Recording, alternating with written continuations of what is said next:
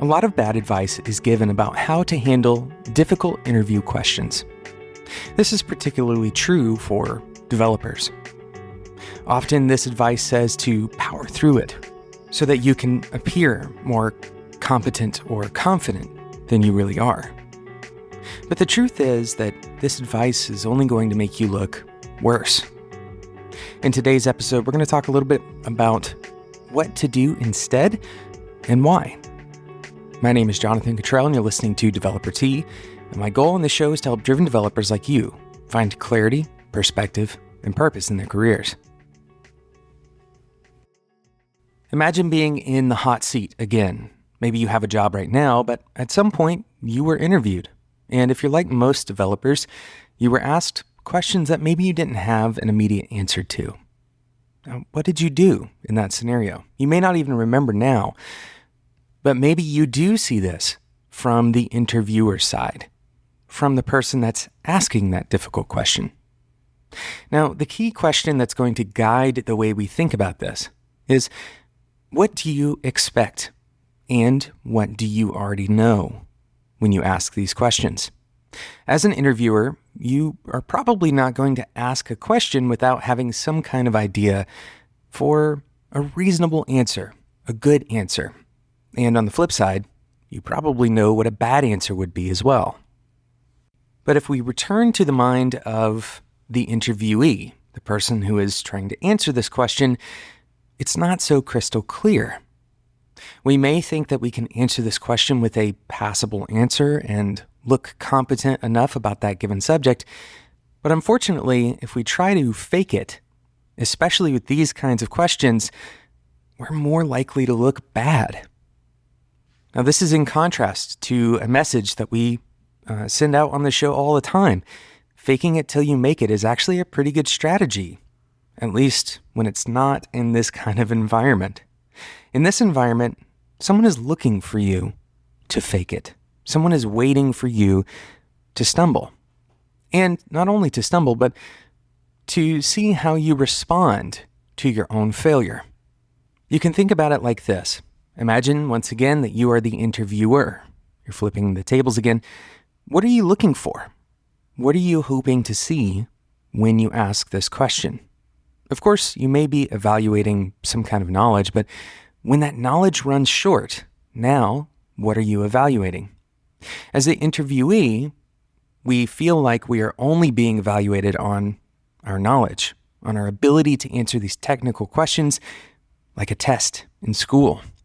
But the truth is, as an interviewer, I'm looking for someone who's going to make my team better, who's going to succeed at the job, and who I can trust.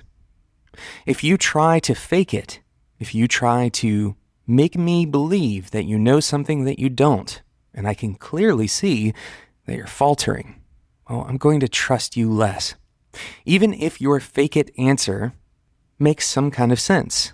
If I have a composed question and I can tell that you are faking it, even if you're kind of getting it halfway there, I'm more concerned about the faking it than I am the accuracy of your answer. So, of course, the next logical question that you should have is, what should we do? What should I do in an interview where I don't have the answer, where the question is just simply out of reach? We're going to talk about that right after we talk about today's sponsor, Blue Medora. With Blue Medora, you can easily access metrics and logs from over 150 on-premises, hybrid cloud, and multi-cloud technologies. You can bring them into your favorite monitoring tool like Google Stackdriver, New Relic, Azure Monitor, Wavefront, or even Datadog. You can achieve a single pane of glass that shows your entire stack. There's a frictionless integration, and there's no more dealing with open source configuration and managing. With Blue Medora, you can easily access metrics and logs from over 150 on-premises, hybrid cloud, and multi-cloud technologies. You can bring them into your favorite monitoring tool like Google Stackdriver, New Relic, Azure Monitor, Wavefront, or even Datadog. You can achieve a single pane of glass that shows your entire stack. The integration is painless And there's no more dealing with open source configuration or managing monitoring agents. You'll get a visual health dashboard of all of your monitoring integrations. And it's free to install and upgrade your Google Stack Drive monitoring. You only pay for the more metrics you stream reflected in your normal GCP bill. You can get $200 worth of GCP credit, and these can be combined with their free trial credits when you upgrade Stackdriver with BindPlane at bluemedora.com/T. That's bluemedora.com/TEA. Thanks again to Blue Medora for sponsoring today's episode of Developer Tea. So what do you do when you don't know the answer to a question? And really, this goes not only for interviews, but also a lot of the time in our actual work. What do we do when we don't have the answer? If we're trying to save face, if we're trying to make everyone believe that we are something that we're not, then we can fake it, right? And in the real day-to-day, a lot of times faking it actually works, but eventually it's going to fall apart.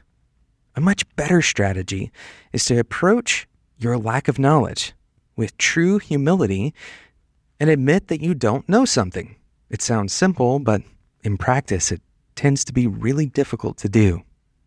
Just because it's simple doesn't mean it's easy, but the truth is, when we admit our faults, we can build trust with the people around us, especially if those people can help us.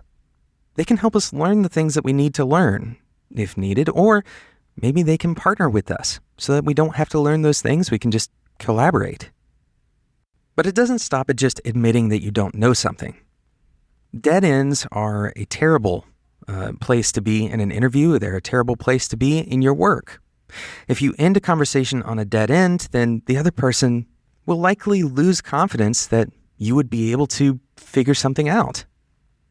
So make sure that whenever you admit to not knowing something, that you follow that up with some kind of action. If you're going to depend on someone else who does know that thing, if it's not your expertise, but you know someone in the company that does have that expertise, say it.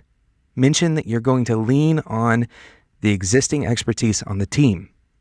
If this is related to something that is your responsibility to take care of, then explain what your next steps would be. How would you gain the knowledge necessary to be able to act in the face of unknowing?